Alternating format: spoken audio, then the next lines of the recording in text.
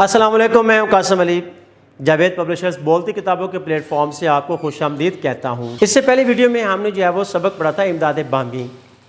جائزہ: نیچے دیے گئے اشعار کو غور سے سنیں اور درست لے اور آہنگ سے پڑھیں۔ لب پہ آتی ہے دعا بن کے تمنا میری، زندگی شمع کی صورت ہو خدایا میری۔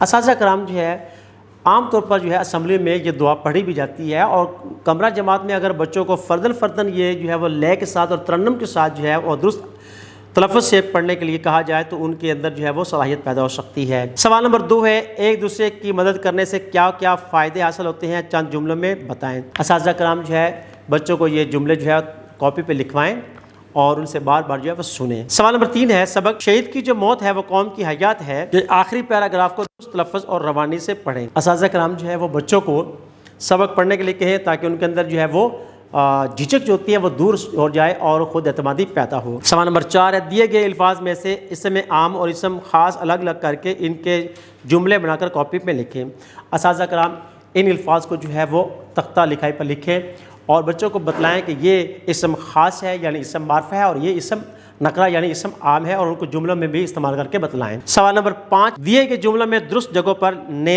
اور کو لگا کر جملے مکمل کریں۔ الف، ابا جان نے کہا میں شام کو گھر آؤں گا۔ ب، اس نے کہا میں نے گھڑی اپنے دوست کو بیچ دی۔ جیم، لڑکے نے کتے کو مارا۔ دال، استاد نے بچوں کو سبق پڑھایا۔ سوال نمبر 6 ہے، غرور اور تکبر کے نقصانات کے بارے میں 10 جملوں پر مشتمل پیراگراف کاپی پہ لکھیں۔ اساتذہ کرام غرور تکبر پر وہ 10 جملے تختہ لکھائی پر لکھیں اور بچوں کو کاپی پہ نقل کروائیں تاکہ بچوں سے بار بار پڑھیں اور ان میں صلاحیت پیدا ہو سکے کہ اس موضوع پر کچھ اپنی طرف سے لکھنے کے قابل ہو سکے۔ سوال نمبر 7، اسکول میں سیلاب زدگان کی مدد کے لیے ایک تقریب منعقد کروانے کی اجازت طلب کرنے کے لیے اپنے پرنسپل ہیڈ ماسٹر صاحب کے نام درخواست اپنی کاپی پہ لکھیں۔ اساتذہ کرام یہ درخواست تختہ لکھائی پر لکھ کر بچوں کو کاپی پہ نقل کروائیں تاکہ ان کی اصلاح بھی ہو سکے اور ان میں لکھنے کا طریقہ بھی آ سکے۔